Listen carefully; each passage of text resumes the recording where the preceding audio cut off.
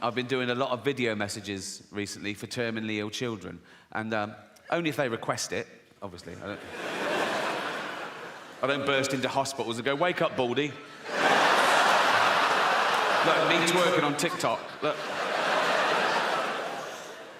No, I did a lot through the pandemic, presumably because they couldn't even see their own family. And it's through Make-A-Wish Foundation. Do you know the charity Make-A-Wish Foundation?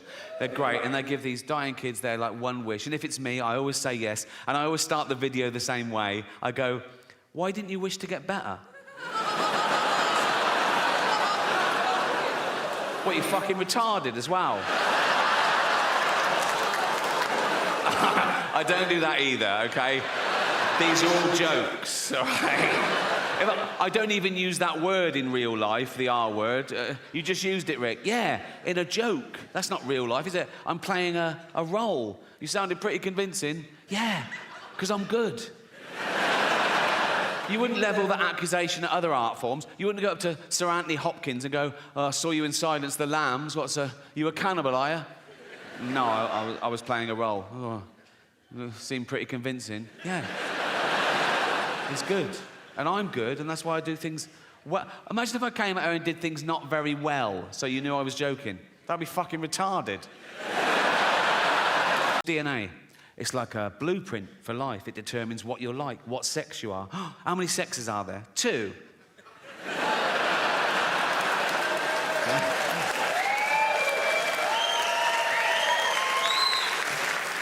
Also, that's where he keeps his testosterone, so he's fucking well hard, right? And if you take a finger and flick a testicle, he's fucked. He's absolutely fucked. He's thrown up, he's on the floor, he's out of the game, absolutely kippered. Why are you putting it on the outside? For a laugh, just for a laugh. Artificial intelligence, the latest existential threat to humanity, the rise of the robots, so intelligent, they can teach themselves, they can teach each other, they can build each other, you know? Soon they know everything there is to know, and they hate us. Why wouldn't they, right? And they'll be so realistic, they'll walk amongst us, they'll go to work, right? You know when they're getting really human? When they start calling in sick. Mondays, you know what I mean? They've learned all the tricks. They go, "Oh, I'm not coming in today." Why not? "Oh, fed up." "What's the matter with you?" They sort of scan social media. "ADHD. Self-diagnosed." They'll be in HR all the time, won't they? Be like, "Ryan in accounts is robophobic." What would he say? "Call me a whiny plastic cunt."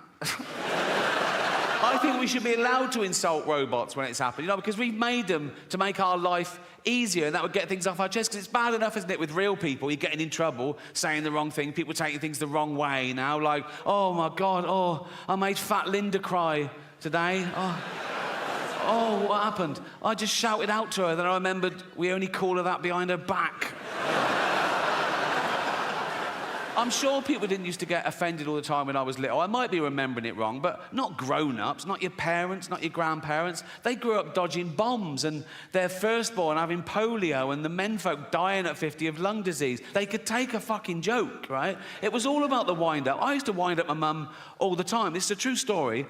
When I went off to university, after about a week, I phoned home. My mum answered. She went, "Oh?" I went, "It's Ricky." She went, "You all right?" I went, "Not really. I'm in hospital. I think I'm blind." She went, "What?" I went, "No, I'm only joking." Right? She went, "You silly bugger." She went, "I could have had a heart attack." Right? And she's right. She could have had a heart attack. And I knew that. That's how committed I am to having a laugh. You're welcome. You're welcome.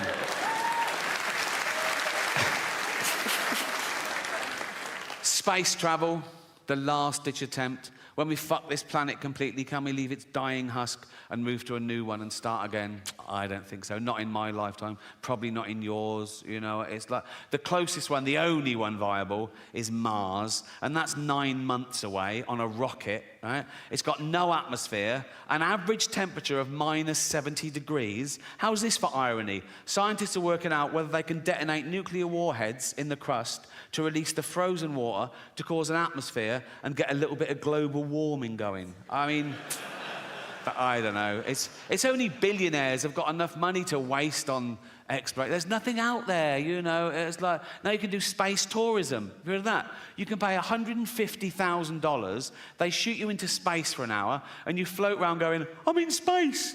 I mean, we're already in space. Earth is right in the fucking middle of space, right? It's the best bit of space there is. It's got car parks and cinemas. It's like there's nothing else to see. It's like living in London and going, I wonder what Coventry's like. You don't...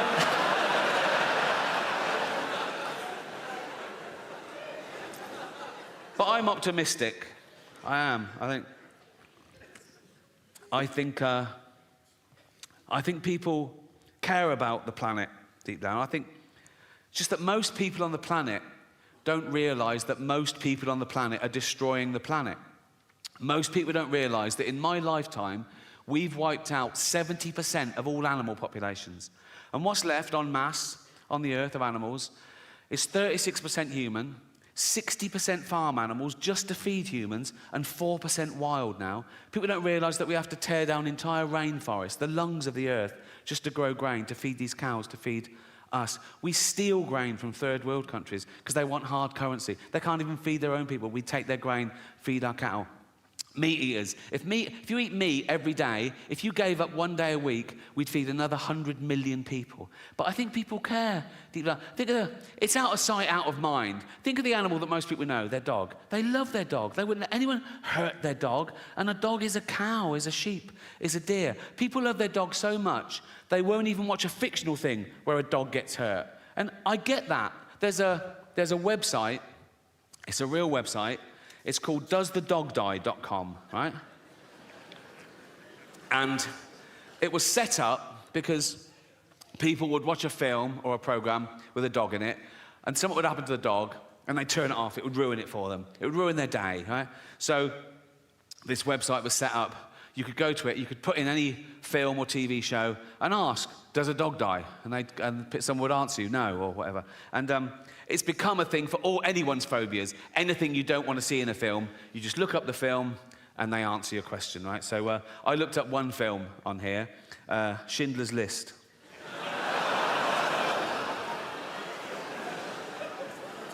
Absolutely real. Schindler's List, doesthedogdie.com, right? First question, does a dog die? No. Does a cat die? No. Are any animals abused? Someone answers, there is a chicken that's handled roughly, but otherwise unharmed.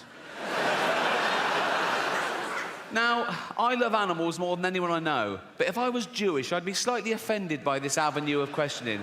Imagine that in real life. Imagine someone says, oh, yeah, my grandparents were murdered by the Nazis. You go, oh, what happened? Oh, they were dragged from their house and sent to the gas chamber. Oh, was a chicken hurt? What? But as I say, it's become, you can ask any question about anything. Someone says, is there child abuse? Is teeth damaged? Is there a hanging? Does someone struggle to breathe? Yeah. Well, yeah, yes. Someone says, does someone fall downstairs? Who's scared of slapstick? It's like... Anyway, so this website was founded in 2010, so it's run about 13 years, right? And the later questions start reflecting the times we live in now, and they get more and more fragile and narcissistic. These questions were asked this year. Check it out, Schindler's List, right? Someone says, are there any fat jokes? Would that make this worse? Well, imagine the real thing. Imagine I'm in a concentration camp, right? I'm naked, everyone around me is naked. We've got a commandant herding us towards a gas chamber, and he goes, move it, fatty, right? And I go, rude.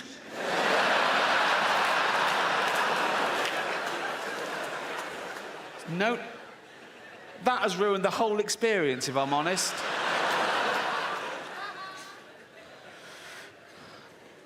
Someone asks, is there hate speech? Yeah, there is. Suck it up, Buttercup. Are there any man in a dress jokes? Very few jokes. If you've come to this film for a giggle, you're going to be very disappointed. But this one takes the biscuit for me. Remember, this is a movie set in the 1940s about arguably the worst atrocity in civilized human history. Check this out. Is someone misgendered? Fucking hell. This is quite sweet. Is there any anti-Semitism? Yeah. This is pretty much the mother load, right? Forget Kanye. This is off the fucking charts. Don't do that when you're talking about this. Fuck's sake. I was doing the graph. I was doing like that. This is off the charts. That's... Wouldn't things have been different if that was Hitler's salute? The whole thing would have been... He goes like, it's Hitler. Like, hiya. This is interesting. Does it have a sad ending? Right? Someone says yes, and then someone else says no. And I thought about it. No, but then I remembered, if you've seen the film, if you remember, when the story sort of ends, Spielberg then tacks on a real bit of footage where he gets real-life descendants of people murdered in the Holocaust, and he films them coming into a Jewish cemetery, and they each leave a stone on the grave to represent their family members that were murdered, and it builds up, and it's very moving. And so I think I get the ambiguity. Does it have a sad ending? Yes, in the sense that 6 million Jews pointlessly lost their life, but no, in the sense there was still enough left over to build a little rockery. So...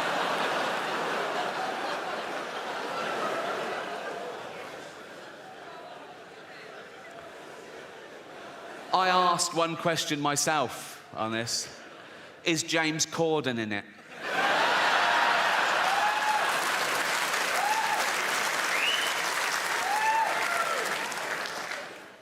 I did look at one other film briefly, Titanic, right? And it's got all the same sort of questions. And the one where it goes, are any animals harmed? Someone answers, there were no explicit scenes of animals being harmed, but Rose did have a goldfish, which probably didn't make it. I think the goldfish in the bowl on the sideboard when the boat hits the iceberg, and he's all like that, right? And people are running around going, we're going in the water. And he's all smug then, and he's going, don't worry about it. Oh, no, not water. Then he gets in the sea and he goes, well, it's very salty, isn't it? It's very salty.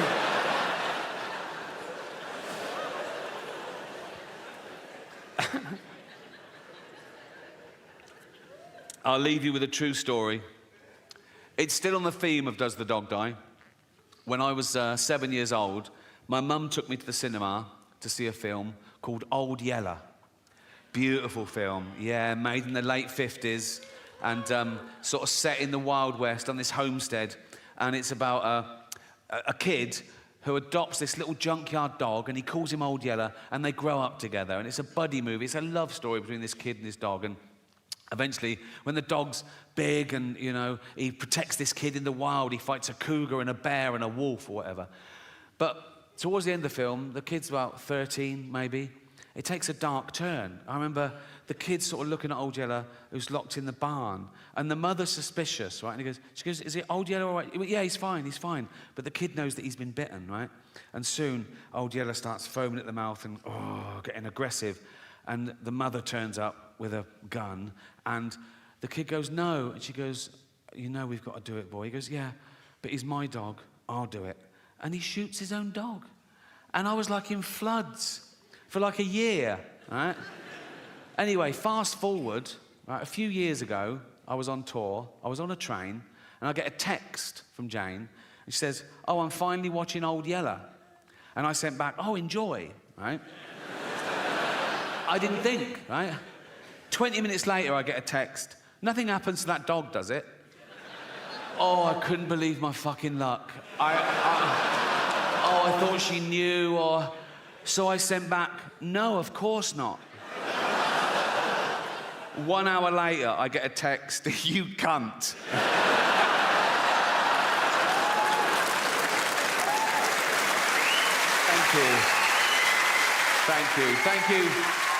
Thank you very much. Cheers. Thanks to everyone who bought a ticket. If you bought a platinum ticket, the money goes to an animal charity, and you've raised $2 million so far, so thank you so much.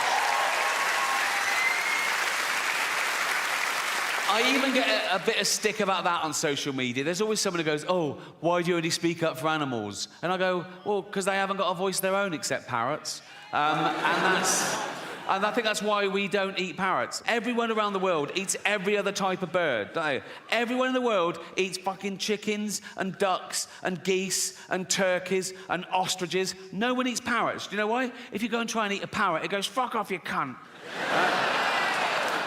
So speaking up really does work, right? And that has sort of been one of the themes of the show, because I know in the real world, in normal jobs, everyday life, you get in trouble. People tell you off for saying certain things or thinking certain things or even laughing at certain things, right? They say you're bad for laughing at that. And some of you take it to heart. You go, oh my God, am I a bad person? No, you're not. One, you can't choose your sense of humor. You can't, it's involuntary. And two, that's exactly what humor is for, to laugh at bad shit, to get us through it, right? And...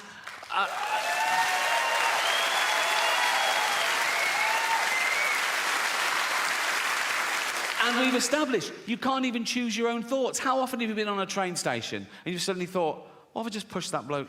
And then you go, why have I thought that? Am I a psychopath? No, you're not. You're the opposite. You're a safe pair of hands. You're testing yourself. You're reminding yourself how terrible that would be. You're a good person, right? I don't get that one. What I get is I'm talking to a really sweet old lady and I suddenly start thinking, what if I just spat in her face now? Why would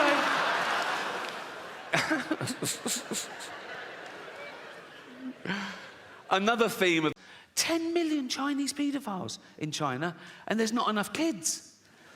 Because they've been restricting the birth. There's all these poor pedos and they're going, where's all the fucking kids? Like, you know... Fuck me, we're having to double up here, and I just thought of a joke then, I can't do it. It is actually too offensive. Okay, all right, I'll do it. But remember, you can't choose your own thoughts, okay? And I just had this thought, right? Chinese paedophile goes up to a little Chinese kid, and he goes, do you want a puppy? And the kid goes, I'm not hungry.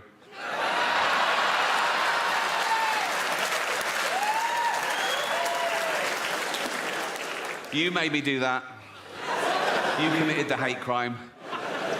I'm woke, I forgot. Let me get back on track, right, I've got a woke joke, right? You remember those jokes we used to have when we were kids, like doctor jokes, like, doctor, I keep thinking I'm a pair of curtains. Well, pull yourself together then, right? I've done a woke version of that, brought it up to today's standards, right? So, bloke goes to the doctor. He goes, doctor, I keep thinking I'm a pair of curtains. And the doctor goes, well, you are then.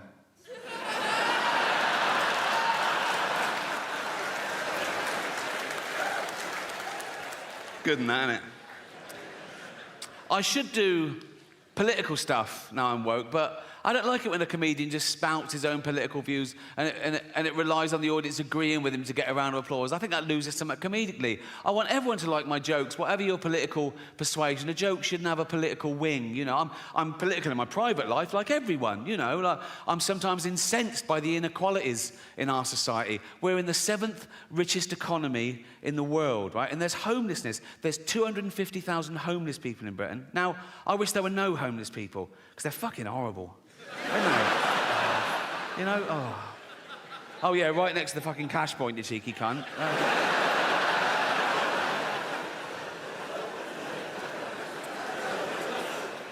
It is a serious problem, and I hope none of you ever find yourself homeless, but if you do, my advice is heroin.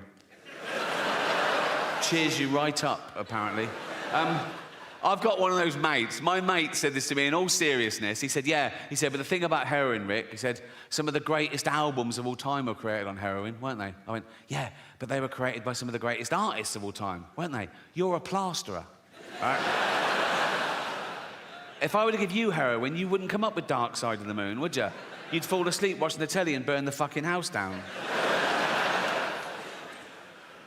I should do topical stuff, but I never watch the news. I did see one thing recently on YouTube, actually. Do you know the little fella from Game of Thrones? The actor, Peter Dinklage. Do you know Peter Dinklage? Yeah. He was at a junket, and it was for a new thing he was doing, right? And they were filming it. That's why it got leaked onto YouTube. And I don't know what brought it up, but he suddenly started going off on one. So I'm like, oh, God. He was going, it's fucking disgusting. They're still doing productions of Snow White and the Seven Dwarfs. For Christ's sake, it's fucking demeaning. It's 2023. He wasn't happy.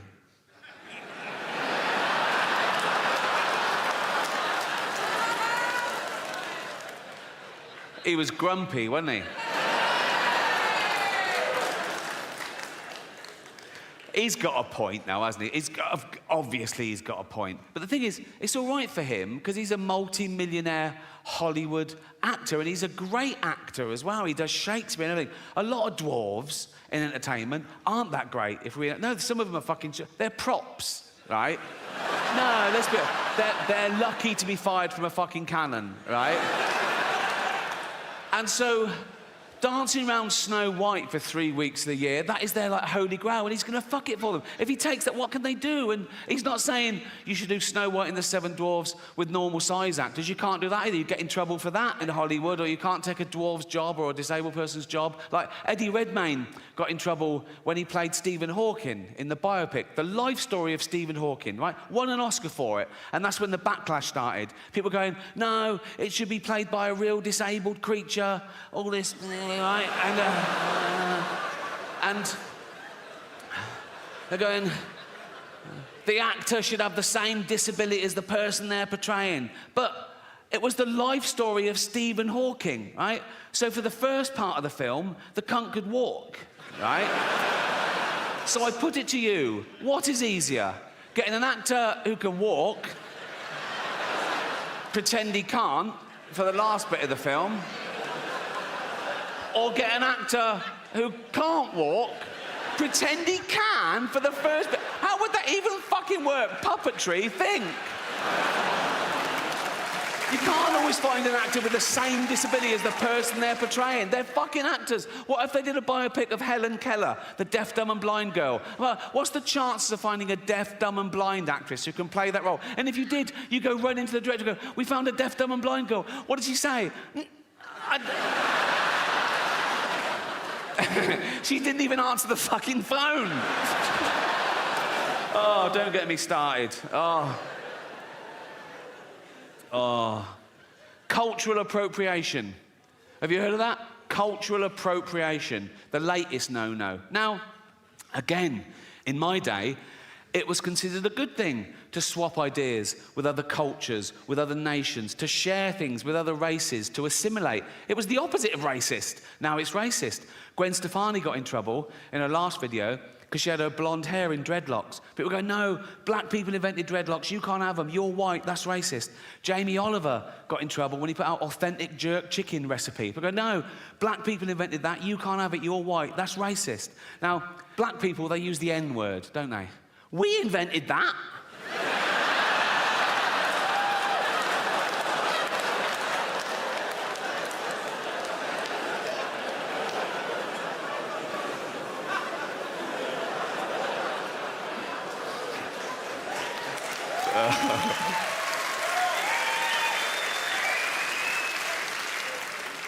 That's the one, isn't it? That's the one. Listen, I know white people are the worst. I know that. That's why no one likes a fucking white middle-aged man anymore until we need a boiler fixing. Then it's get the bald bloke round now. Critical race theory, have you heard of that? Being taught in schools now, particularly in trendy areas like LA, right? Just like 5-year-old kids and 6-year-old kids. If you haven't heard it, in a nutshell, critical race theory says that all white people are racist. It says that we're born racist and we continue to be racist because we're affording the privilege of a racist society set up by our forefathers, okay? So basically, all white people are racist and there's nothing we can do about it, which is a relief.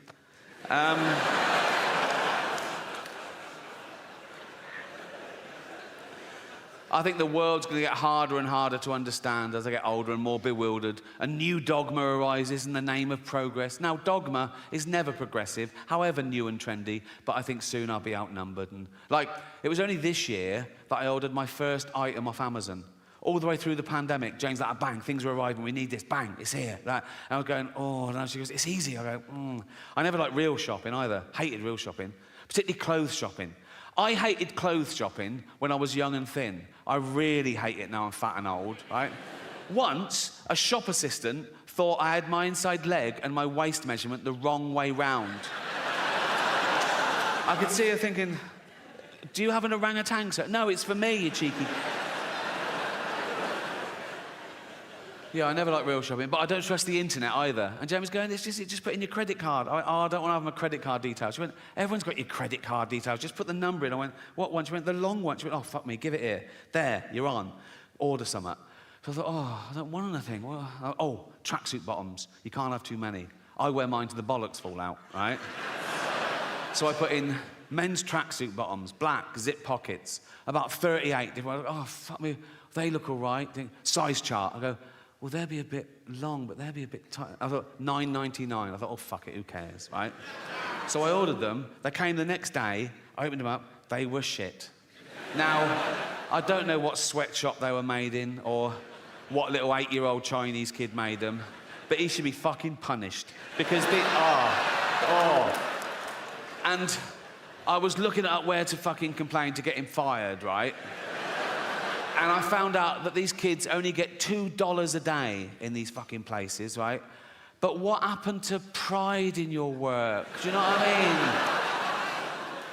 And I can tell, some of you are thinking, oh, yeah, but he didn't think Ricky Gervais would order them. Well, no, but maybe you should be told there's a chance that Ricky Gervais might order them. His owner should sit him down, right, and say, if Ricky Gervais orders these and complains, I'm going to rape your mummy again. What, is that too much? Sorry.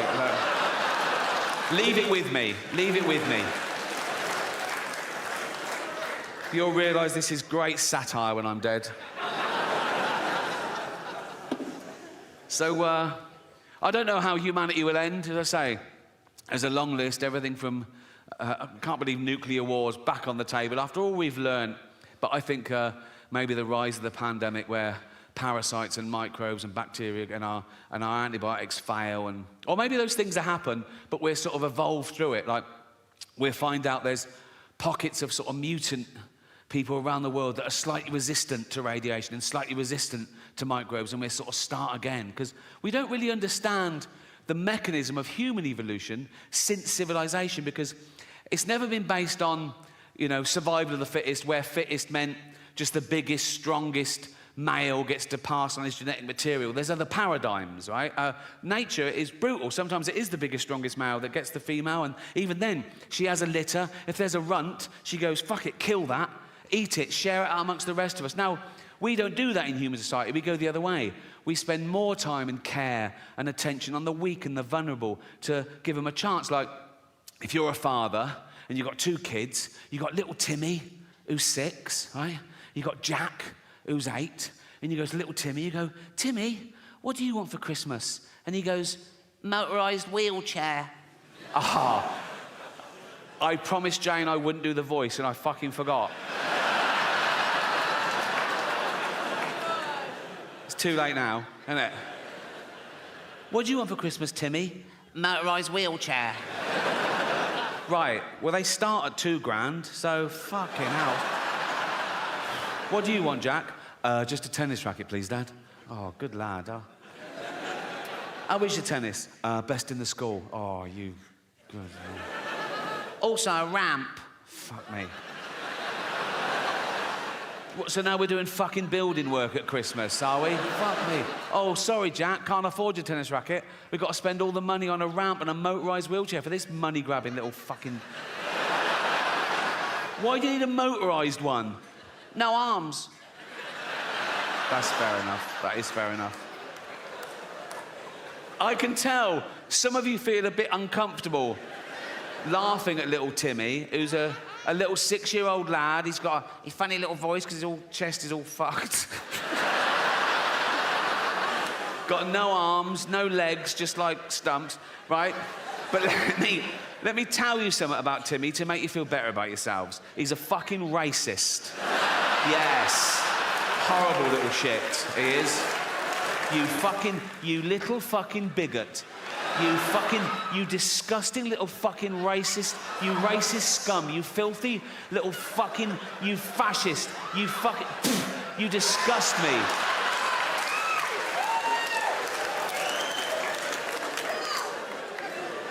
Homophobic, Yeah. He's like, they're not like us. Nothing's like you disgusting little fucking, you prejudiced little piece of, you ball of hate. You disgusting little fucking racist homophobe. I wish we'd had a scan. You absolute,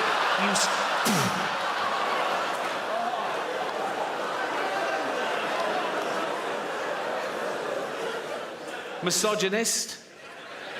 If he could, he'd rape. There's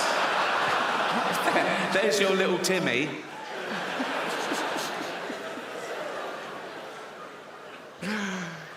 Some people don't think we evolved in the first place. Some people think that God made us all at once in one fell swoop and by himself. I think if he'd had a wife or a mate, there'd have been questions when he was working, wouldn't they? Be like, what are you doing? Creating man. Oh, what's it got? What do you mean, what's it got? Has it got, like, claws and fangs and shit? No, not really, no. Oh, has it got poison? No, no poison. Oh, has it got armour, like spikes and shit? No, no armour. How will it survive? It's got the best brain in the animal kingdom. It'll work stuff out. It'll create weaponry to take down beasts 100 times mightier than itself. It'll wear their carcass through the Ice Age. It'll go through famine. It'll go through world wars. It'll eventually start getting scared of words. But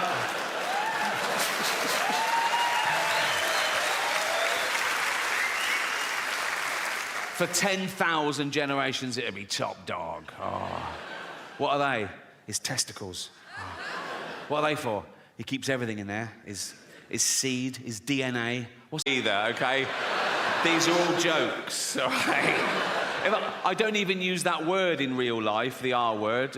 You just used it, Rick. Yeah, in a joke. That's not real life, is it? I'm playing a role. You sounded pretty convincing. Yeah, because I'm good. You wouldn't level that accusation at other art forms. You wouldn't go up to Sir Anthony Hopkins and go, I saw you in Silence the Lambs. You a cannibal, are you? No, I was playing a role. Oh, seemed pretty convincing. Yeah. He's good. And I'm good, and that's why I do things well. Imagine if I came at her and did things not very well, so you knew I was joking. That'd be fucking retarded. Has anyone ever bothered asking the dolphins if they mind swimming with dying kids? You know what I mean? Because that can't be fun for somebody. They're like flipping around and suddenly dumps a truckload of pale teenagers flailing. And the dolphin's like, what the fuck is this? What the fuck's this? Oh, fucking hell. Oh, let them do it. Oh, fuck. They're all dying. Of what? That one just stuck his fingers in my fucking blowhole. He's not going to be around for long, nor am I if I can't fucking breathe.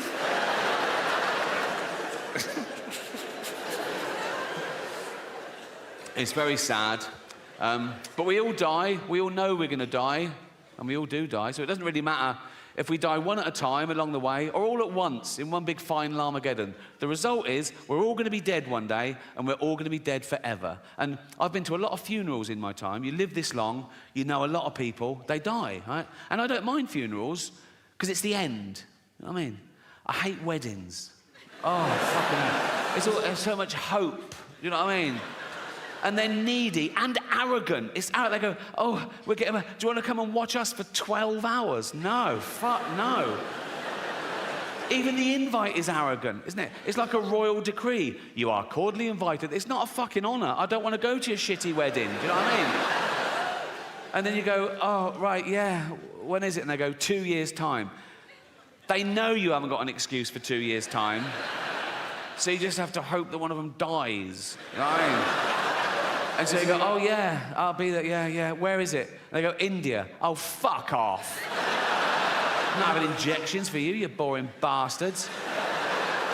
And I've got a big family now, a big extended family, and there's always one of them getting married, and they know I've got a bit of cash, so I can't give them a tea set anymore. I've got to get them their first fucking house. You know what I mean? I've got a big family because I had older brothers and sisters, and they all had loads of kids, and their kids have had loads of kids, and their kids have had loads of kids, because we're chavs. Basically. There's a new baby every Christmas. It's one of those families. You know what I mean? I go home, it's crowded. I go, oh, who's this, that? Oh, yours it? Oh, well done. I don't know him, I don't know her. You know what I mean? It's like... But what I've done over the last couple of years, I've got them each individually, right, in private, and I've told them that I'm leaving my entire fortune to just them, right? But to keep it secret. So they all love me, right? And I'm not doing a will, so my funeral is going to be a fucking bloodbath. I'm at that age now where people ask me what I've got planned for my funeral. Even journalists say, oh, what's your funeral? I go, I haven't planned it. They go, no, it's fucking depressing. Also, I don't care. I'll be dead. They go, don't care about what people think of you. No, I'll be dead. They go, what about your legacy? Fuck my legacy. You can't plan your legacy. I think of all these people who died thinking they'd be loved forever, eminent people going, there is a statue of me in the town square. And now they're pulling down the statues, aren't they? Going, pull down this fucking statue. Why? He was a slave trader. Pull down the fucking statue. He built the hospital. Should we pull that down? No, leave the hospital. Leave the hospital. Just pull down the fucking statue.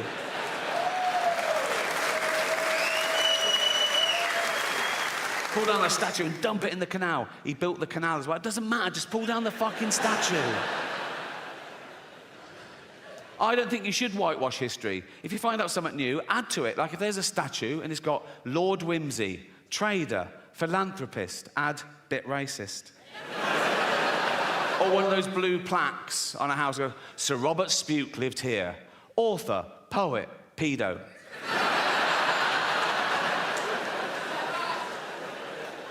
I think we live too long. That's why we have time to worry about all this. We're not meant to live this long. As a species, we're about 300,000 years old as Homo sapiens. We've been around as hominids for a few million years. And of course, along with every other life form that exists at the moment, we've been evolving for 3.5 billion years. Everything that exists at the moment all came from the same little blob of organic matter 3.5 billion years ago. That's why it annoys me when people say, oh yeah, humans, we're the most evolved. We're not the most evolved. We're no more evolved than the slug or the snail. People go, oh, come on, look at them. Yeah, they got it right early doors. Nature keeps testing them. Do you want eyes? No. Not really. No. I have noticed one thing about the slug and the snail. Let's not split hairs, let's be honest. The snail is basically a slug with a shell on it, isn't it, right? But if you pull the shell... A what? A Labrador? Throw in a kitten, I'll give you a blowjob. I'll go over like that. Kitten, puppy, come.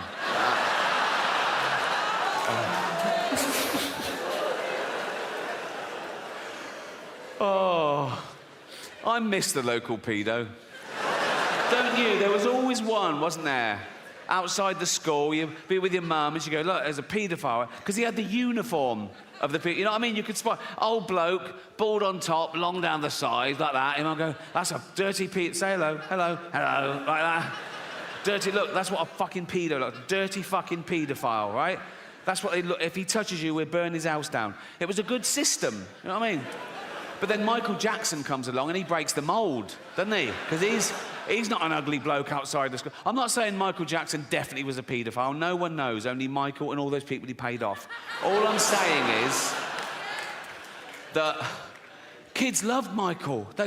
Kids loved Michael just to look at him, like a little Disney cartoon, wasn't he? And then his voice, hello, you know, that... oh, Michael Jackson got up to any kid he wanted. Probably not like that, didn't he? Probably like that. That's another thing. Kids would go, there's Michael Jackson, but he's going away from us. He wasn't, he was going towards them. But people don't care, because he's so good, right? He's so good. He's so popular as well. I think if he'd have lived to stand trial, he'd have beaten the rap, because everyone loves him. And he'd be so vulnerable in court as well, wouldn't he? He'd be there like that, and the judge would go, Michael, did you fiddle all those kids? And he'd go, hee hee.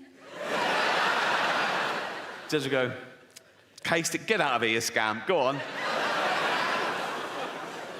I promised you more about China, and this is an amazing statistic, okay? This is true, look it up, right? In China, there are 10 million Chinese paedophiles.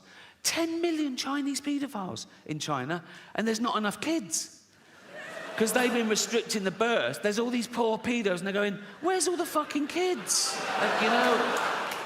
Fuck me, we're having to double up here and I just thought of a joke then. I can't do it. It is actually too offensive. Okay, all right, I'll do it. But remember, you can't choose your own thoughts, okay?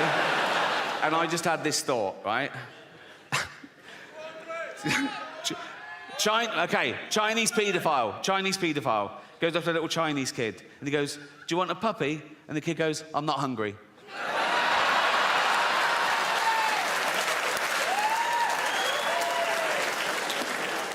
You made me do that. You committed the hate crime. I'm woke, I forgot. Let me get back on track, right. Right, I've got a woke joke, right? You remember those jokes we used to have when we were kids, like doctor jokes, like, doctor, I keep thinking I'm a pair of curtains. Well, pull yourself together then, right? I've done a woke version of that, brought it up to today's standards, right? So, bloke goes to the doctor. He goes, Doctor, I keep thinking I'm a pair of curtains. And the doctor goes, "Well, you are then."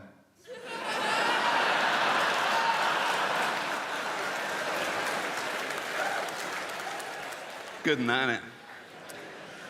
I should do political stuff now I'm woke, but I don't like it when a comedian just spouts his own political views and it relies on the audience agreeing with him to get a round of applause. I think that loses something comedically. I want everyone to like my jokes, whatever your political persuasion. A joke shouldn't have a political wing, you know. I'm political in my private life, like everyone, you know. Like, I'm sometimes incensed by the inequalities in our society. We're in the 7th richest economy in the world, right? And there's homelessness. There's 250,000 homeless people in Britain. Now, I wish there were no homeless people, because they're fucking horrible.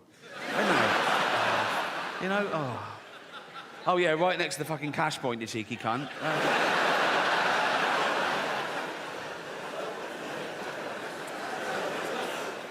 It is a serious problem, and I hope none of you ever find yourself homeless, but if you do, my advice is heroin. Cheers you right up, apparently. I've got one of those mates. My mate said this to me in all seriousness. He said, but the thing about heroin, Rick, he said, some of the greatest albums of all time were created on heroin, weren't they? I went, yeah, but they were created by some of the greatest artists of all time, weren't they? You're a plasterer, right? If I were to give you heroin, you wouldn't come up with Dark Side of the Moon, would you? You'd fall asleep watching the telly and burn the fucking house down. I should do topical stuff, but I never watch the news. I did see one thing recently on YouTube, actually. Do you know the little fella from Game of Thrones? The actor, Peter Dinklage. Do you know Peter Dinklage? Yeah. He was at a junket, and it was for a new thing he was doing, right? And they were filming it. That's why it got leaked onto YouTube. And I don't know what brought it up, but he suddenly started going off on one. Someone, oh, God. He was going, "It's fucking disgusting. They're still doing productions of Snow White and the Seven Dwarfs. For Christ's sake, it's fucking demeaning. It's 2023. He wasn't happy.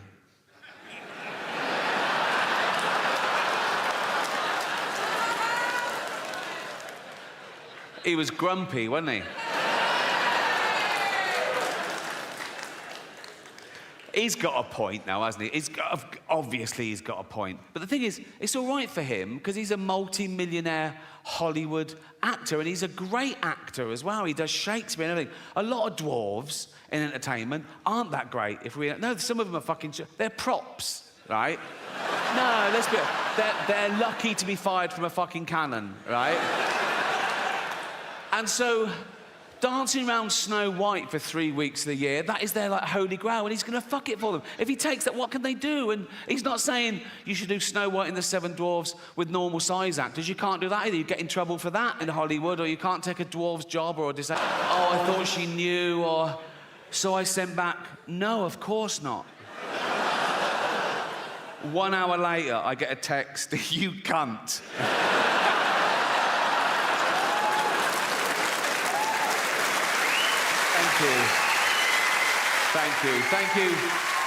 Thank you very much. Cheers. Thanks to everyone who bought a ticket. If you bought a platinum ticket, the money goes to an animal charity, and you've raised $2 million so far, so thank you so much. I even get a bit of stick about that on social media. There's always someone who goes, "Oh, why do you only speak up for animals?" And I go, "Well, because they haven't got a voice of their own except parrots." And And I think that's why we don't eat parrots. Everyone around the world eats every other type of bird, don't they? Everyone in the world eats fucking chickens and ducks and geese and turkeys and ostriches. No one eats parrots. Do you know why? If you go and try and eat a parrot, it goes, fuck off, you cunt. So speaking up really does work, right? And that has sort of been one of the themes of the show, because I know in the real world, in normal jobs, everyday life, you get in trouble. People tell you off for saying certain things or thinking certain things or even laughing at certain things, right? They say you're bad for laughing at that. And some of you take it to heart. You go, oh my God, am I a bad person? No, you're not. One, you can't choose your sense of humour. You can't, it's involuntary. And two, that's exactly what humour is for, to laugh at bad shit, to get us through it, right? And...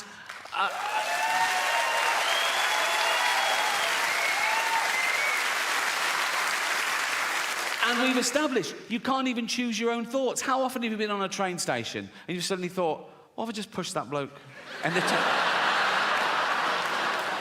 then you go, why have I thought that? Am I a psychopath? No, you're not. You're the opposite. You're a safe pair of hands. You're testing yourself. You're reminding yourself how terrible that would be. You're a good person, right? I don't get that one. What I get is I'm talking to a really sweet old lady and I suddenly start thinking, what if I just spat in her face now? Why would I? Fair, doesn't it? Like I could go up to Britain's biggest gay and go, all right, Alton, all right? And he'd love that. He'd fucking love that. If that's your game, you want to be top of the pile, so to speak, right? I'd go, all right, Alton. He'd go, yeah. I'd go, ha, ha, ha, ha, ha, ha. You're not a gay. He'd go, I bloody am. He'd go, I'm going to sue you. I go, you can't. You can't. He'd go, but know that I am gay. I go, I don't believe you are. He'd go, well, come on with me and see the shit I do if you don't believe me.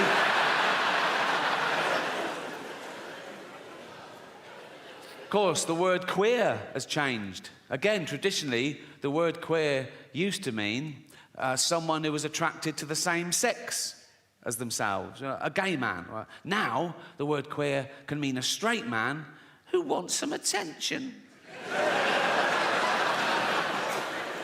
I'm all queer now. Are you? Yeah, I'm right queer now. I am. Are you? Yeah. What about your girlfriend? Yeah, she's queer and all. We're just two queers queering each other up. Suck a cock? Nah. No, didn't think so. I'm not that sort of queer. What sort of a queer are you? Dyed my hair blue. So did my grandmother, and she fucking loved cock, so what are we saying? I have no evidence for that. We never had that conversation. So words change, is my point. Like the word handicapped, right? Again, traditionally, that was the politically correct term, the all-inclusive term for cripples and shit, right? But then they went, no, we want to be disabled. They didn't want to be disabled. They said, we want to be referred to as disabled. We don't like the term handicapped anymore. Stop using it. Say disabled. And we went, OK, fine. And that's great. Just tell me the rules. And in fact, I'm a stickler for the rules. Like, if I was on a beach and a woman came running up and went, help, help, my handicapped toddler's drowning. I'd go, sorry, you're what, love? What? My handicapped toddler's drowning and he can't swim. Whoa. Do you mean your disabled toddler is drowning? She go, yeah. I go, right. Well, it's... Oh, dead. Wasted too much time being woke, didn't I?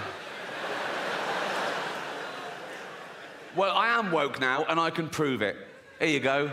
I love illegal immigrants. Yeah, sue me now. Sometimes I go down to Dover for the day, right? And I look out, right? I look for a boat, and I see a dinghy with about 60 of them, and I go over here, like, right?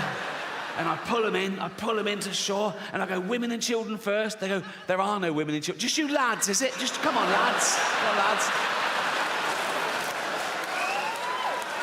If I go down there one day and there's no boat, I am absolutely fucking gutted. I just sort of wander into town, and I stand by the traffic lights and I wait for a big lorry to pull up, right?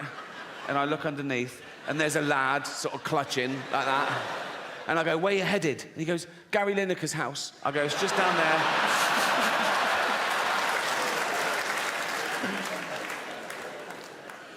Yeah. Fuck borders. Fuck, we don't need borders, do we? Be like the Vikings. They didn't care about borders, did they? I've got a little bit of Viking blood in me. Well, we all have, because of all the raping they did. They say it was raping and pillaging, but I think it was mainly for the raping. I think they added the pillaging bit for the wives. I mean, they went down one day and went, right, we're off to Great Britain. Oh, why? Just a bit of pillaging. Just pillaging. Just pillaging, babe. All right. Why are you wearing your rape hat? So this show is called Armageddon, and it's all about how I think humanity might end, because there's a long list of possibilities, you know. We're on a precipice, you know. It could be anything from global warming, the rise of the pandemic, you know, nuclear war, our own stupidity, basically. Because we are getting more stupid as a species, no doubt about that. You can now do a university degree course in Taylor Swift. How fucking low academically can you go? There's an institute in London called the School of Flower Arranging. I went past it, I couldn't believe it. School of Flower Arranging. I looked in, and there's people having lectures. Flower arranging. My mum used to pick flowers every day from the garden, cut flowers, put them in vase. Fuck me. Oh, sorry, Jack, can't afford your tennis racket. We've got to spend all the money on a ramp and a motorised wheelchair for this money-grabbing little fucking... Why do you need a motorised one? No arms. That's fair enough. That is fair enough. I can tell some of you feel a bit uncomfortable laughing at little Timmy, who's a little 6-year-old lad. He's got a funny little voice because his chest is all fucked. Got no arms, no legs, just like stumps, right? But let me tell you something about Timmy to make you feel better about yourselves. He's a fucking racist. Yes. Horrible little shit, he is. You little fucking bigot. You disgusting little fucking racist, you racist scum, you filthy little fucking, you fascist, you fucking, you disgust me.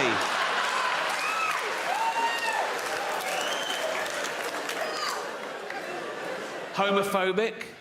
Yeah. He's like, they're not like us. Nothing's like you disgusting little fucking, you prejudiced little piece of, you ball of hate, you disgusting little fucking racist homophobe. I wish we'd had a scan. You absolute,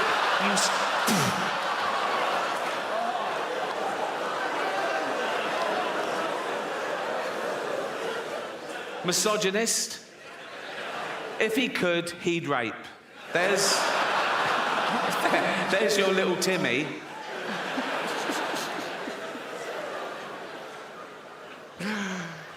Some people don't think we evolved in the first place. Some people think that God made us all at once in one fell swoop and by himself. I think if he'd had a wife or a mate, there'd have been questions when he was working, wouldn't they? Be like, what are you doing?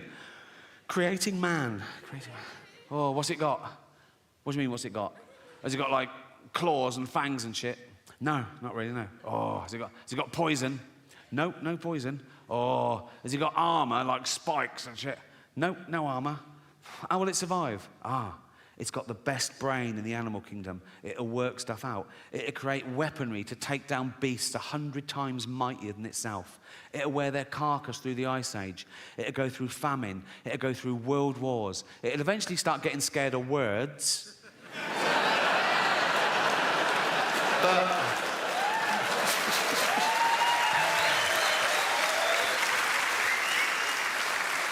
for 10,000 generations, it'll be top dog. Oh. What are they?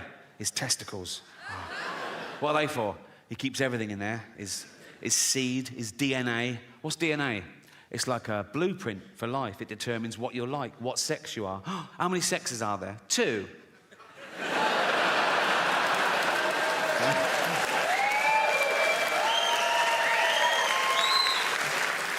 Also, that's where he keeps his testosterone, so he's fucking well hard, right? And if you take a finger and flick a testicle, he's fucked. He's absolutely fucked. He's thrown up, he's on the floor, he's out of the game, absolutely kippered. Why are you putting it on the outside? For a laugh, just for a laugh. Artificial intelligence, the latest existential threat to humanity. The rise of the robots, so intelligent, they can teach themselves, they can teach each other, they can build each other, you know? Soon they know everything there is to know, and they hate us. Why wouldn't they, right? And they'll be so realistic, they'll walk amongst us, they'll go to work, right? You know when they're getting really human? When they start calling in sick. Mondays. I mean, they've learned all the tricks. They go, oh, I'm not coming in today. Why not? Oh, fed up. What's the matter with you? They sort of scan social media. ADHD. Self-diagnosed. They'll be in HR all the time, won't they? Be like, Ryan in accounts is robophobic. Why would he say? Call me a whiny plastic cunt. I think we should be allowed to insult robots when it's happened, you know, because we've made them to make our life easier, and that would get things off our chest, because it's bad enough, isn't it, with real people, you're getting in trouble, saying the wrong thing, people taking things the wrong way now, like, oh my God, oh, I made fat Linda cry today. Oh, what happened? I just shouted out to her, then I remembered we only call her that behind her back. I'm sure people didn't used to get offended all the time when I was little. I might be remembering it wrong, but not grown-ups, not your parents, not your grandparents. They grew up dodging bombs, and their firstborn having polio, and the menfolk dying at 50 of lung disease. They could take a fucking joke, right? It was all about the wind-up. I used to wind up my mum all the time. This is a true story. When I went off to university, after about a week, I phoned home. My mum answered. She went, "Hello?" I went, "It's Ricky." She went, "You all right?" I went, "Not really. I'm in hospital. I think I'm blind." She went, "What?" I went, "No, I'm only joking." Right? She went, "You silly bugger." She went, "I could have had a heart attack." Right? And she's right. She could have had a heart attack. And I knew that. That's how committed I am to having a laugh. You're welcome. You're welcome.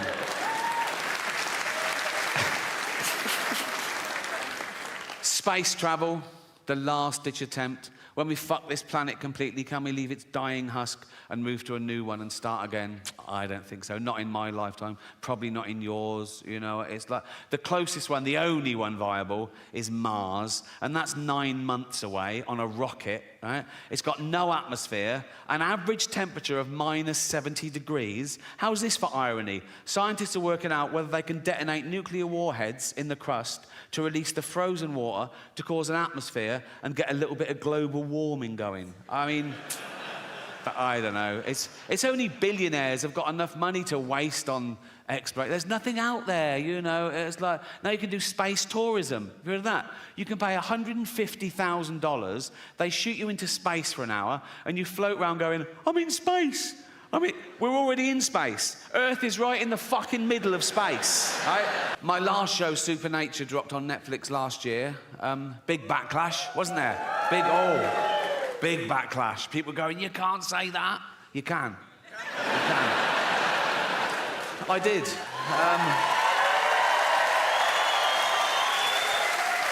Yeah. The inevitable backlash, which made it the most watched special of the year, so... I've learnt my lesson. No, I have learnt my lesson, and that's why I'm going to be woke from now on. It's about time. Well, I'm sorry. Well, I am woke, and now I'm woke, the first thing I've got to do is change my Twitter bio. Because at the moment, it's like a list of the shows I've created. But now I'm woke, I've got to pop in the word anti-fascist. So people know I'm not a fascist, because that is a big problem at the moment. People come up to me on the street and they go, Rick, have you been imprisoning journalists? I go, no. They go, oh, interesting. They go, have you been gassing Jews? I go, no. They go, well, pop it in your bio then, you silly cunt.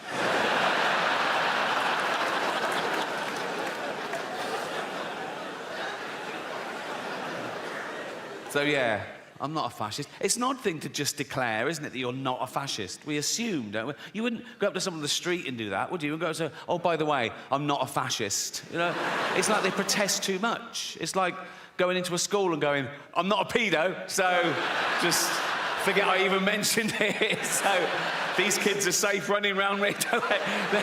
They can run around naked for all I care. I'm not a pedo, so...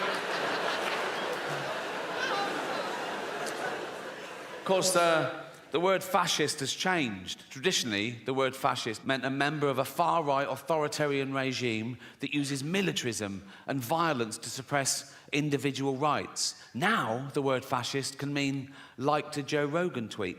So, words change, yeah? And that's part of the reason I'm going to become woke, is words change, and I don't want to be left behind, you know? I don't want to end up like my granddad in the 70s. Oh, he was all like, coloureds this and queers that. Oh. Although the word queer is all right again now. So if you wait long enough, it just goes full circle. Just be patient, is my... So yeah, you can use the word queer. You still can't use it as a noun, only as an adjective. You can't go up to someone and go, you're a queer, but you can go, hear about Darren? He's queer now. If Darren is definitely bent. You can't go around just slagging off Darren willy-nilly. Do you know what I mean? You can get sued in this country for saying someone's gay if they're not, you know, which is a homophobic law, because you can't be sued the other way around. You can't be sued for saying someone's not gay if... He goes, yeah, you know you can say retard. Why? Think, you thick cunt. Just think.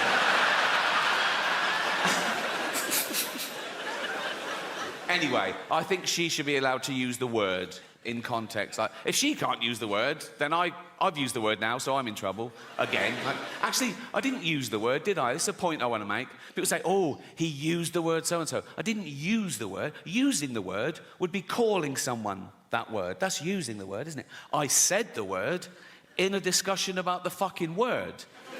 That should be allowed, shouldn't it, amongst adults? And if there's one thing we should all agree on, whatever side of the political fence you're on, we should all agree that free speech is still a really good thing. It always has been. And it always will be. But now there's factions of people go, oh, no, we got it, we don't like it, we've changed our mind, it wasn't going well for us, we don't like free speech anymore. People who want free speech, they only want free speech so they can go around saying awful things, which just isn't true. And even if it was, the good thing about free speech is people can say awful things back. It's a really good system, right? And you can't say anything under the laws of free speech. That's a total misconception. There are loads of caveats to free speech, all of which I agree with, actually. You can't incite violence. Good rule. You can't slander people. Good rule. You can't libel people, you know? Fascinating fact about libel law. You can't libel the dead. So I could stand here and say, Gandhi used to take it up the arse. If I wanted. Which I do.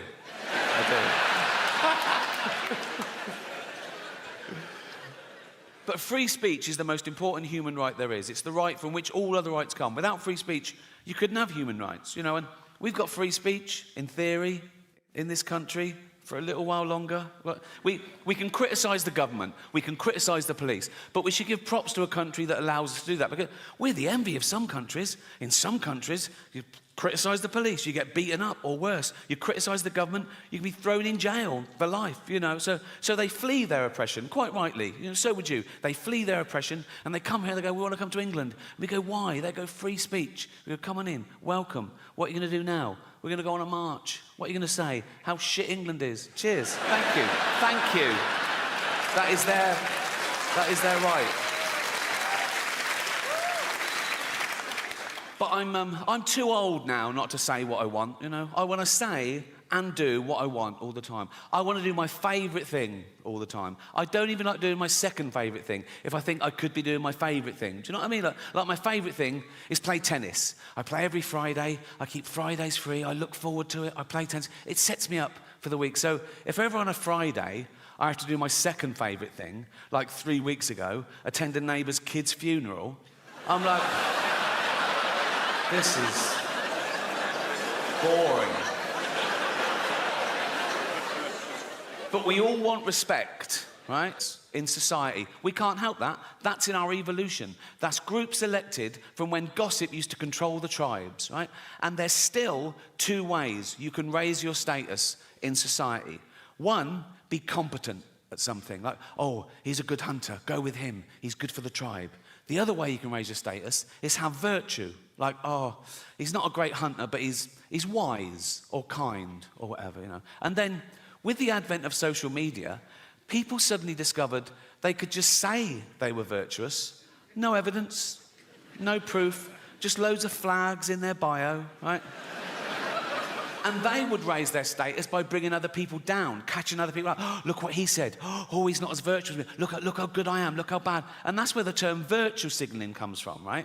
And I hate it when they bring their kids into it. You can believe what you want, have opinions what you want, vote how you want, but go on a march, great. But when I see a 5-year-old holding a placard, he doesn't know what that says. That's the adult, you know. Like I saw someone tweet this once. Someone tweeted, my 4-year-old just looked up at me and said, Mummy, why does Rishi Sunak hate poor people? Never fucking happened, right? But the most annoying thing about virtue signalling is it's people being smug about having the morality of the age.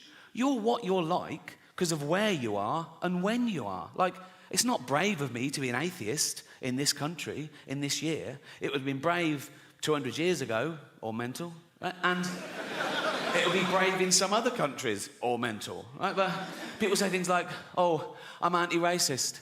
Yeah, well done. We all are. We know that's the way to be now, but it wouldn't have always been. Well, if you'd have been born in a different place or time, maybe you wouldn't. They go, no, I'd been anti-racist whenever I was born. Well, people say things like, they go, oh yeah, I'd have definitely hidden Anne Frank. Would you? Would you? Anne Frank comes to your door in the war, right? You open it, right? There's Nazis everywhere, right? She goes, can I hide in here? You go, what up? Just face-palmed Anne Frank, like that. Whoa, wait. What happens if they find you? They murder me and you. Go next door. They've got a lovely big attic, they've got a typewriter, you're gonna go over there. But I'm anti-racist, of course I am. If I followed one of you home tonight and I shouted through your letterbox, sucking fucking Hitler's cock in hell, you call the police, but you've paid to hear me say this shit. Fuck you, that. Oh.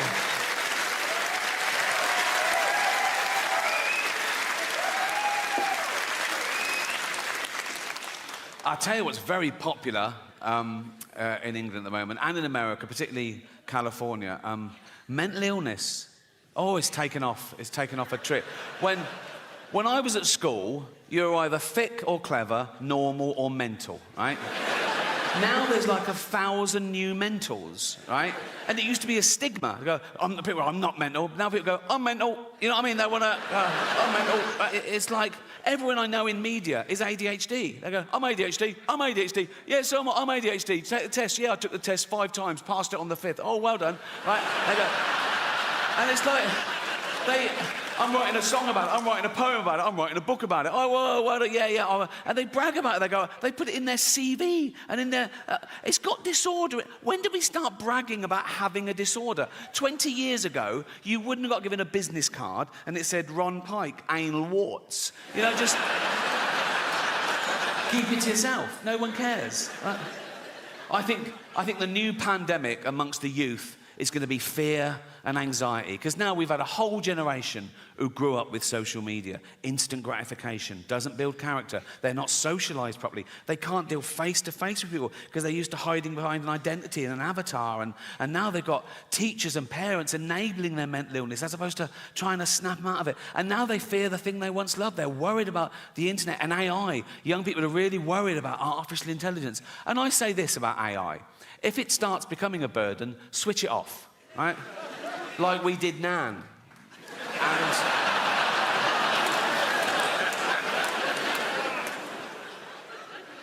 Another big fear amongst the youth is climate change. They're really worried about global warming. And I looked into it, and if the polar ice caps completely melt, the sea level will go up about 60 metres around the world. So all coastal areas will be affected a bit, but the real devastation, the real loss of life, will be in places like China and India. So relax. It's fine. But we all suffer from a bit of mental illness. We're all on the spectrum, aren't we? We've all got a little bit of OCD or anxiety or whatever. Like I'm a hypochondriac, right? Every morning I wake up and I think, right, what's wrong? Like I go, what's that? That wasn't there yesterday? That was, what's that? What's that? And I Google it. I think, what?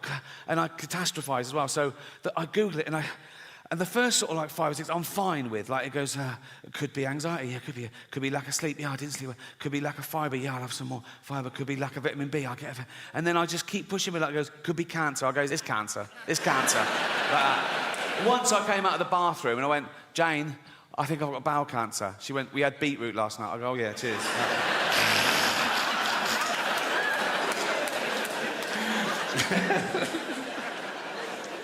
I want to end with a couple of true stories, if I may.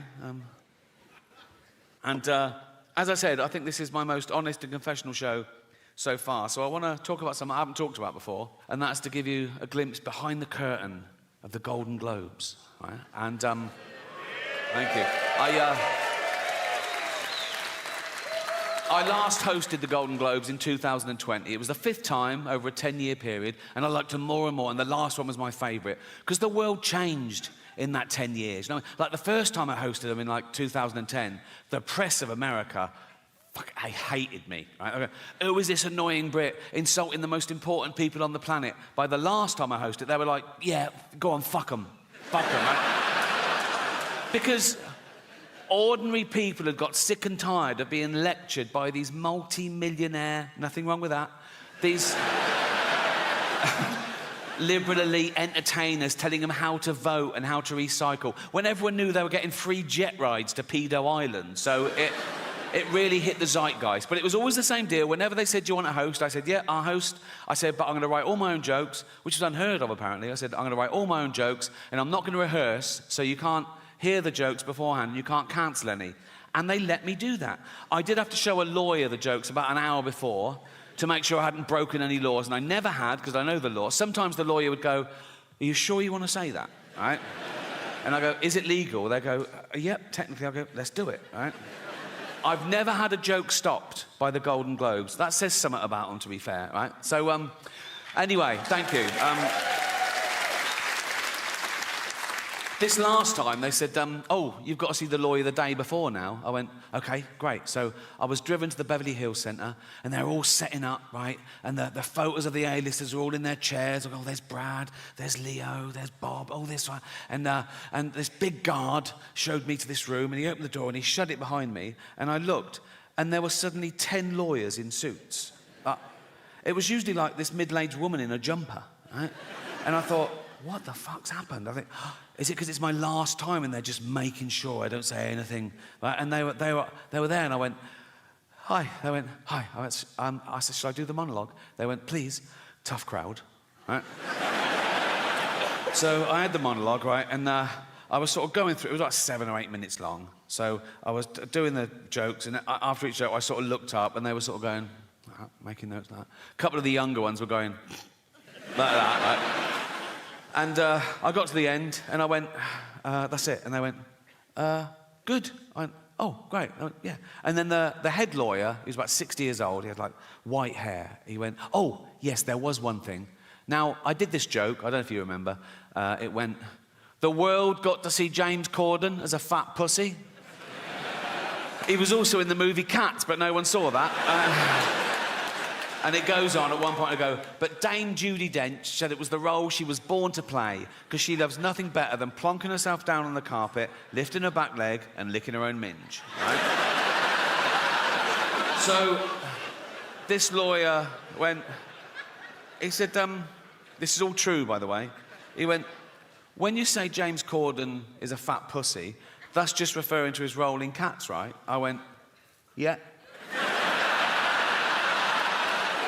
Yeah, definitely. Nah. And he went, OK, great. I thought, this is easy. I wanted to go, call yourself a lawyer, right?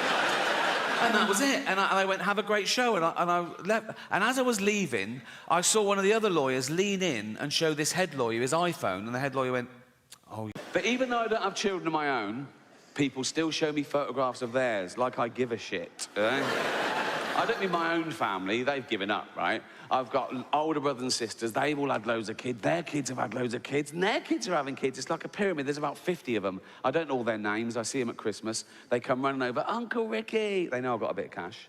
And they go through my pockets and fuck off. It's like being mugged by mice, right?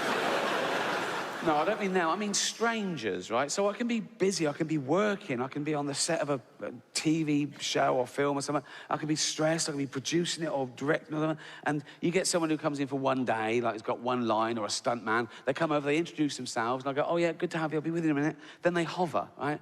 And they say, busy? I go, yeah, yes, yeah. They go, oh, you working the weekend? Not filming, but I'll be in the edit or something. So yeah, and they go, oh, taking my youngest to ballet lessons. Oh, great, great. Yeah, she's 8. No.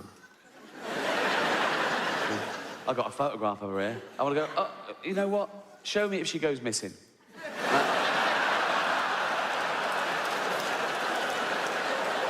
I'll keep an eye open in the woods. You know what I mean?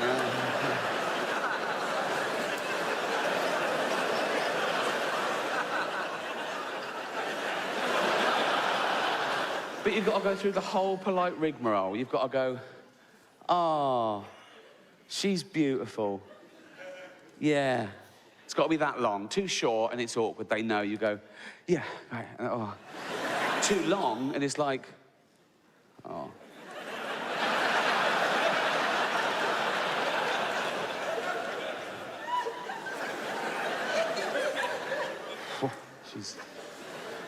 She's fucking beautiful.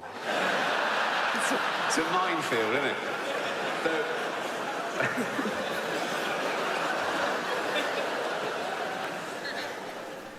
I'm not out of touch, but I am spoiled. And there's a difference. I'm not out of touch. I didn't have any money till I was 40. I got the same family and friends, same values. But I am spoiled because opportunity and privilege spoils you.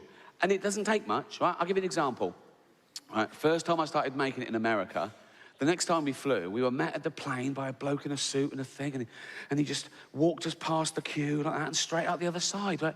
And the first time it happens, you're sort of horrified. You're going, oh my God, everyone's looking at me and pretending to be late. Oh God, a baseball cap. Oh God. Next time we flew, I went, where's that bloke who walks us through? I'm not fucking queuing, right? It's quick, right? And whenever I fly to the States, I've got a place there, but I'm always working, right? So someone else is paying, right? So I go first class, BA. Oh, it doesn't get any better. Even if I was paying my own way, I still go first class, but Jane would probably be in coach, right? It's 10 grand a pop. She's, yeah, that new Planet of the Apes movies on, she'd love that. She'd be happy, right? But when someone else is paying, I say, Jane, get up here with me, right? Front 2 seats. Oh, they board us early. We're on the plane about 15 minutes before anyone else. It's, oh my God. They bring around these snacks, these like warmed, caramelized nuts in a bowl, right? Champagne. It's great. It's like a little day off for me. No phone or anything. It's like a little holiday flying to the States, right? I could do without the safety video. That's always a bit of a downer, right? And totally pointless. If you go into the side of a mountain at 500 miles an hour, the brace position does fuck all. Imagine if that worked, right? You're going down, right? The flame smash, you go, I'll try it, right? You do that, ball of flames, you wake up, everyone's dead, except you go, fucking hell, that's amazing. That is...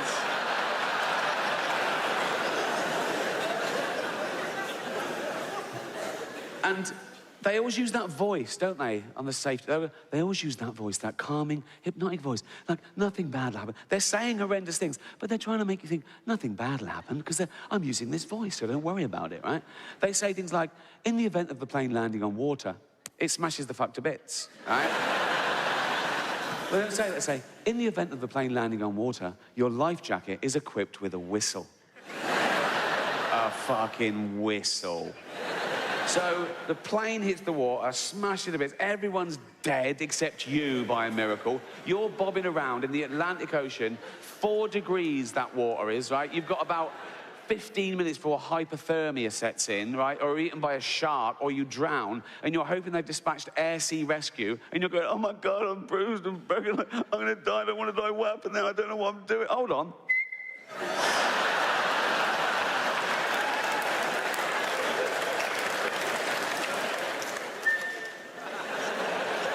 I mean, air sea rescue. Now, I don't know if you've ever been in a helicopter. Of course you haven't, right? But they're fucking loud, right? It's like having your head in a washing machine. You have to wear earplugs and then ear defenders. Your teeth rattle. It's like that. So you're over the Atlantic Ocean at night, you go.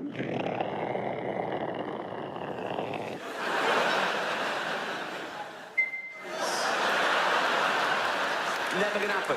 It's never gonna happen.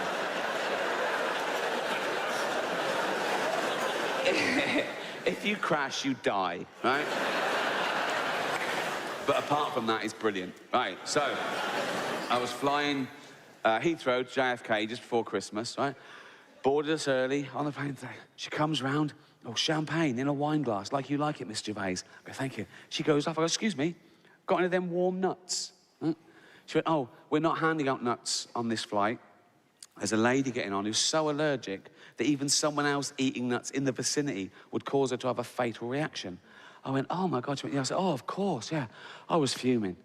I mean, what's that got to do with me? Why can't I eat nuts just because fucking this woman will die, right? Nuts. I mean, how has she lived this long? If walking by a nut kills you, if being just near a nut, how has she never been near a nut before? And how has she lived long enough, having never been near a nut, how has she lived long enough to earn enough money to be near me on a plane, right? Honestly, it's... And if being near a nut kills you, do we really want that in the gene pool? I mean... I've never wanted nuts more. I felt that she was infringing on my human right to eat nuts, right? And this is how spoiled I am, okay? I actually had this thought. I thought, oh, no, I wish I'd bought my own nuts on, right? And I thought that for about a second. I thought, oh, no, that wouldn't work, because she'd get on, right? She'd start going, oh, blowing up like a frog, right? And die, right? And then someone would go, Ricky Gervais bought his own nuts on. Right? Right? So, of course, I don't take my own nuts on. What I do now, before I fly, I have a shower, and then I rub myself all over in nuts, just in case. Because then they go, oh, can I have any nuts? I go, oh, no, not nuts. A lady getting on, so allergic, she'd die. I go, yeah, not a problem, right? Lady gets on, sits down, starts blowing up like a frog. Right? I'm going, what's the matter? I'm touching her all over. I go, what's the matter?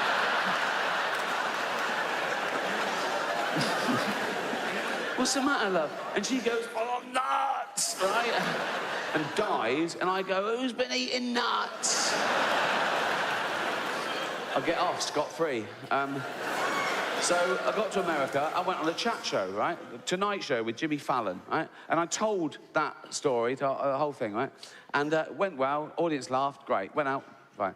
Next day on Twitter, outrage. And by outrage, I literally mean one person going, how dare you, right? This woman had seen that she was like, I saw you on Jimmy Fallon, it was disgusting, making fun of nut, and my daughter's nut intolerant, how dare you, children die. I'm going, oh my God, who's this woman? And she's tweeted me about 15 times. She starts atting NBC and Jimmy Fallon. I'm going, why is she stirring up trouble? How many followers? 23, ignore it, don't worry about it, right? And you know when you're being told off and they use your own silly words against you, like a teacher going, what, you find so-and-so funny? And because the teacher's really angry, right? Yes, you do find that thing funny, whatever they... She said, would you find it funny if my daughter blew up like a frog? Yeah, because you saying that, yes. If you said that at the funeral, I would, yes, yeah. So... right? And then someone else gets involved, Ohio Mums Against Nuts, right? And she does a blog, right? And they're talking to each other, and she puts me in her blog about how disgusting I am, how many children die, and all this sort of stuff. One of them even filmed her little girl, right? and put it on YouTube and sent me the link. And I opened the link. It was a sweet little girl, about 7 years old. And she just went, "Dear Miss Gervais, I have a fatal nut allergy." Delete. Not my problem, right? Ignore, ignore, ignore, right? But then one of them said something that reeled me in. Just because I'm this self-professed Twitter police, right? Try and explain to someone every day what freedom of speech means, particularly in the context of comedy, and particularly in the context of a joke, that a joke about a bad thing isn't as bad as the bad thing. It's not even necessarily condoning the bad thing. It could be anti the bad thing. It depends on the actual joke. And this woman said, "You should never make jokes about food allergies." I should have left it, right? I sent back, "I make jokes about AIDS, cancer, famine, and the Holocaust, right? And you're telling me I should never joke about food allergies." She sent back, "Yes, but the Holocaust didn't kill children." Well, it did, didn't it? It was horrible, the Holocaust. Some would say as bad as food allergies. Didn't kill children. Jesus. It did kill children. Oh my God, Hitler killed 12 million people, many of them children. Hitler, I've just got to say, Hitler, you couldn't make him up. He is the worst human being to ever walk the face of the earth. He's a crazy, evil, racist, narcissistic serial killer. Just terrible. But if I was throwing a dinner party and I'd been slaving all day over a hot stove, right? And I was getting everything ready, right? And there was one place left, and I had to either invite Hitler or that little girl with food allergies.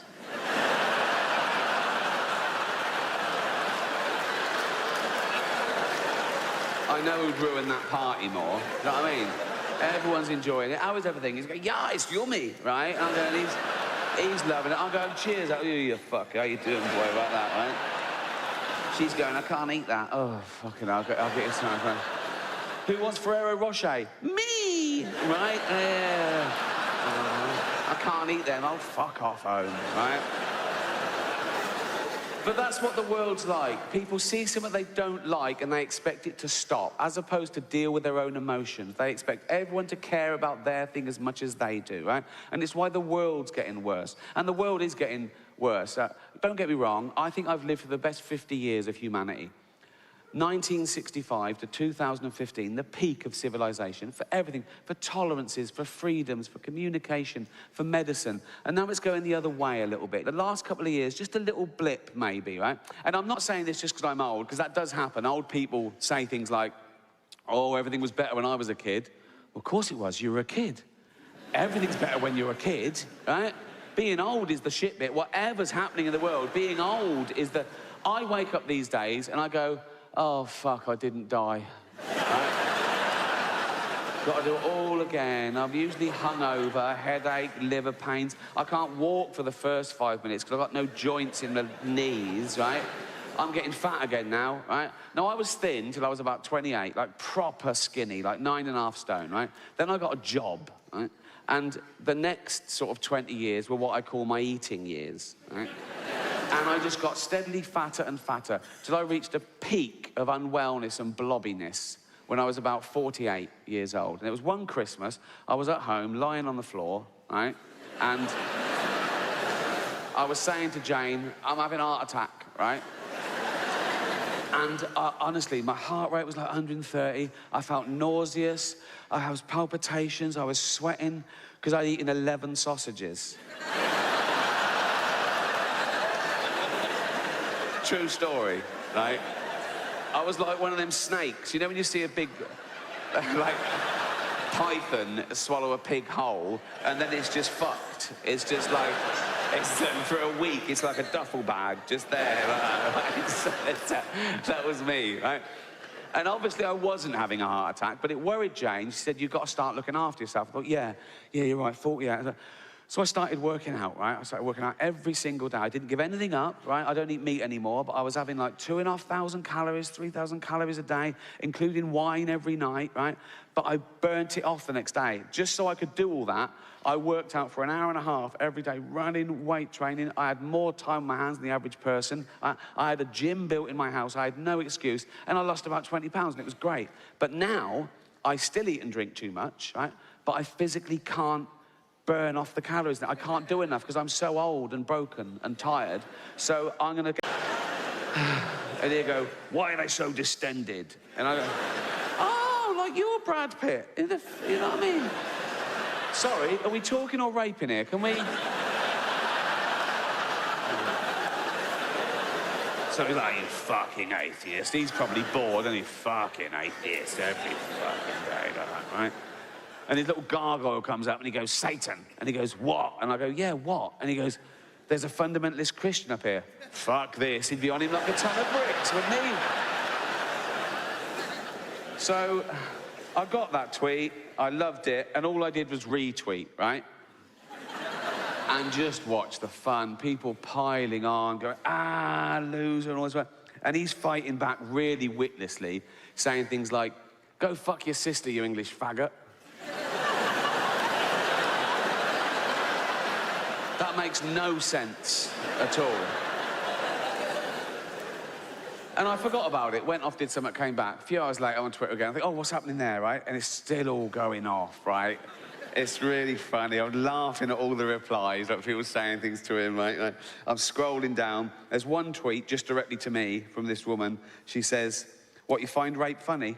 No. What? No. What? Ricky Gervais find rape funny? No. Listen, what? Ricky Gervais find rape funny? No. Listen, everyone. Listen, right? No, right? So I said to her, no, I didn't tweet that. She went, no, you retweeted it. I went, well, yeah, just to show you he's an idiot. I just showed her, well, yeah, but you must find it funny. You must find it amusing. It's not, no, it's not a frivolous thing to be laughing. I said, well, no, I just, so I said, well, it's up to him, isn't it? I go, well, not really. So I said, well, it is up to him. He can do it. So now I'm arguing with quite a nice, sane person, presumably, who thinks this sort of thing's mental. But I'm fighting for his right to fantasize about me being raped by the devil. Right?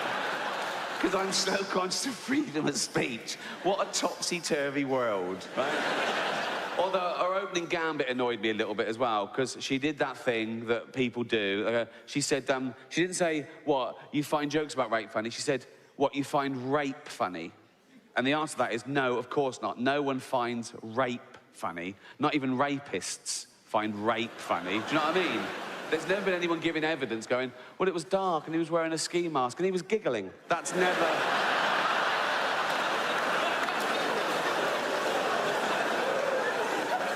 So I sent back, do you mean jokes about rape? She said, yes. I went, depends on the joke. Fucking does. No, it does. I was going, no, it does. It does. Depends on the joke. I said, of course it does. It's about context. It's about the content, right? I said, what do you mean by a rape joke? And she said, even a joke with the word rape in it is unacceptable. I said, that's ridiculous. It depends what the joke is. I said, and I tweeted that clip of me in the office going, I think there's been a rape up there. Right?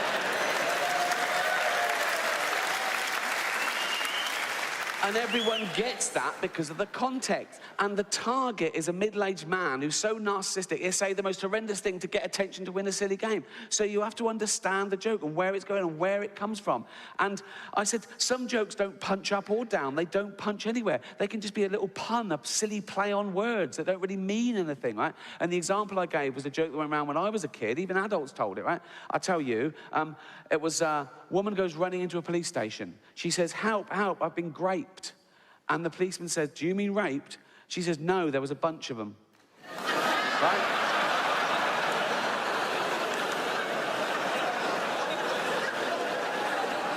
That is a rape joke, right? So, and I even said to her, I said, no, I agree in most, yeah, real rape jokes where they're fucking horrible and the victim is the target. They're disgusting. I'd never tell those. But it depends on the joke, not the word or the subject, right? And I think I calmed it down. I said, and they agreed, yeah, some jokes are worse than others, right? And she ended it with saying, well, okay, I see your point, but still, I will laugh at a joke with the word rape in it when I know that no one in the audience has been raped. right? I should have left it. I just sent back, what a weird door policy.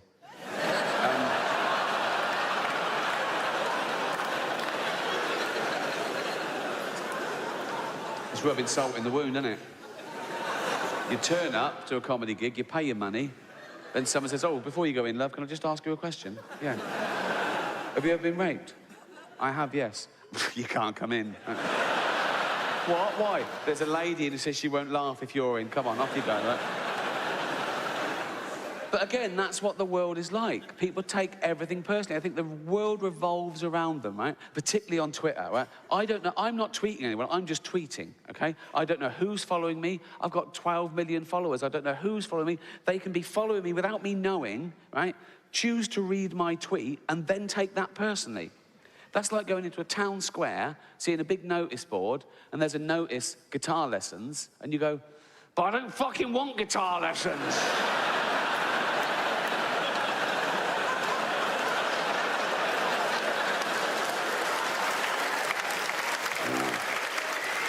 What's this? There's a number here. All right, call that, right? Are you giving me guitar lessons? Yeah. I don't fucking want any. Fine, it's not for you then. Just walk away. Don't worry about it. I should say one thing in Twitter's defense. I mean, I use it as a marketing tool and for fun like everyone else, right? But one great thing about Twitter, for me personally, I'm very into sort of anti-animal cruelty. And years ago, it would take ages to get 100,000 signatures on a, a petition standing outside Tesco's or something, right? And that's the magic number, because then it gets heard, in Parliament. And I've been part of many campaigns through Twitter that we've got 100,000 signatures in days, maybe, and the law's been changed. So thank you to anyone who's ever retweeted anything to do with animal cruelty, because it really makes a difference. So thank you.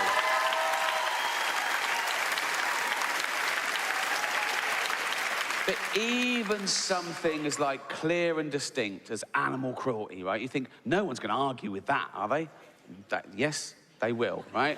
They just want to be heard, right? I'll tweet something about, a bull being tortured in a bull ring, right, for entertainment, and I say, ban bullfighting. Someone always says, what about the kids in Syria?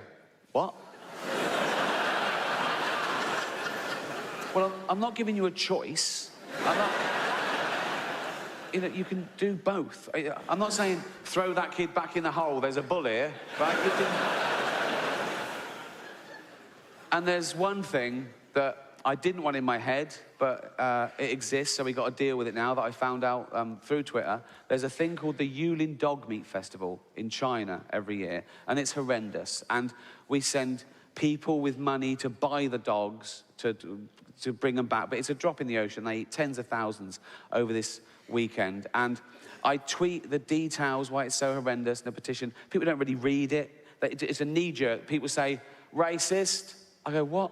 They go, well, we eat pigs and cows in the West. Yeah, we do. I don't, but yeah, I used to, right? Sure. And you're right, yeah. A pig is worth as much as a dog. A cow is worth as much as a dog. It's not about the species. It's what they do to these poor dogs. And what they do is they torture the dogs first because they think it makes the meat taste better. They beat them. They blowtorch them. They even skin them alive. And I saw this picture on Twitter of this opening of this ceremony. These two guys in this Chinese square, and they're skinning this dog alive, and it's screaming, and they're laughing. I thought, that's the worst thing I've ever seen. Can I tweet that? I thought, yeah, I've got to. So I tweeted the picture with a petition, and I just said, one beautiful creature and two ugly cunts skinning it alive, right? And it took off, loads of retweets, and it made the press. I got one tweet back from a woman that said, is that language necessary?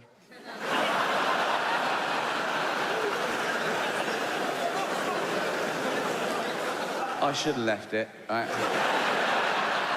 But I was incensed. I said, you're more offended by a word than by an animal being tortured to death. She said, I just hate the C word. I definitely should have left it. I sent back, people who hate the C word would hear it a lot less if they didn't go around acting like such cunts. Thank you. Good night. You've been fantastic. Good night.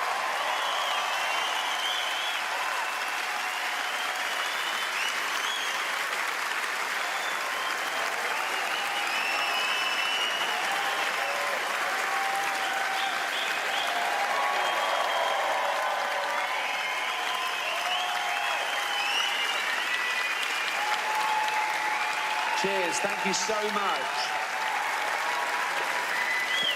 Thank you so much. I hope you enjoyed the show. I hope no one was offended. No, I really do, because that's never the point.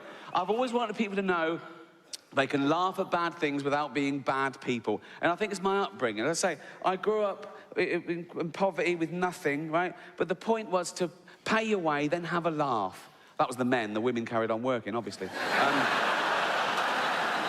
But it was my older brother, Bob, who was about 11 years older than me, and it was him who I first saw making these dark jokes right in the bad situation. While the bad things were happening, he was making jokes about it, and people were laughing, and I realised, oh, he's healing them. That's what comedy's for. That's what humour's for. It gets us over bad stuff, right?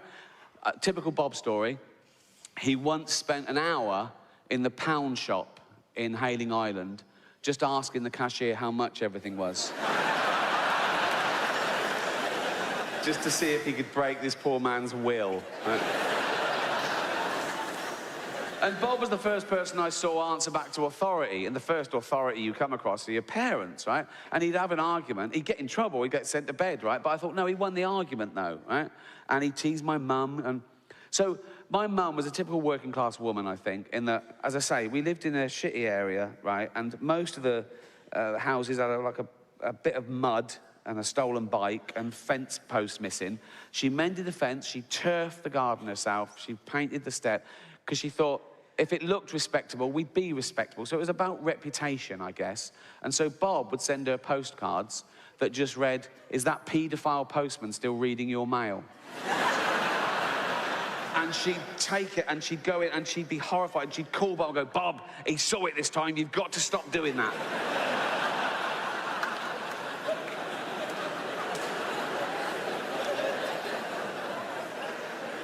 Even at her funeral, my mum died first, and my dad carried on for a year or so, just drinking beer in the garden, and he went, right? But for my mum's funeral, we sort of split up into different duties. I went and did sort of catering and flowers, and Bob went to see the local vicar. That was a mistake, right? We'd never been to church. He didn't know us. We didn't know him. So he just said to Bob, "Tell me about your mum so I can say a few words." And Bob saw that as an opportunity, right? So Bob, with a straight face, said to him, "Well, she was a keen racist."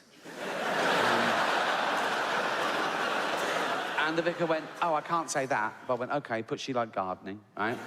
And he was trying to get something past the vicar, so the vicar would say something and make us laugh in church. He didn't warn us, right?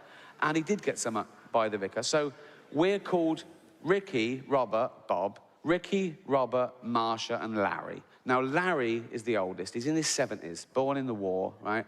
I've always thought he was the sensible one, OK? I suppose firstborn, weight of the world on his shoulders. In fact, my mum told me that when he was a teenager, he got a job and he gave her the money to bring up the rest of us, to help out, right? So he's a stand-up guy, Larry, right? So Bob gives the vicar the wrong name. Didn't warn us. We're all in church, right? Start of the funeral, we're all there, right? Packed out, right? The coffin comes down, guided by the vicar, the coffin gets down. The vicar goes to his pulpit, all confident with his little notes, right? And he goes, "Eva leaves behind 4 loving children, Ricky, Robert, Marsha, and Barry." And we snort like that, right? Bob sort of goes, looks around. Everyone realised what's that. We were all fucking laughing. We see Larry go, right? And the church is like... Every time we thought of it, people would go, we'd see Larry go, right. And then it would just start giggling, just fits and fucking giggles, right? And then Larry eventually sort of started doing this, right? And the vicar's thinking, what have I said, right? And he put in a few little things that the vicar wouldn't know about that he said would set us off again, just things that were just lies or just slightly wrong. And my niece and nephew started crying, and I'd come prepared, right, with a little packet of those tissues. I was giving them those, and they were taking one and handing it on. But before the funeral, I'd taken all the tissues out, written on them, carefully folded them back and put them in. So they were putting out a tissue, and it said, "Snivelling fucking bitch," right? And they're sort of laughing, right? So it was like a madhouse, right?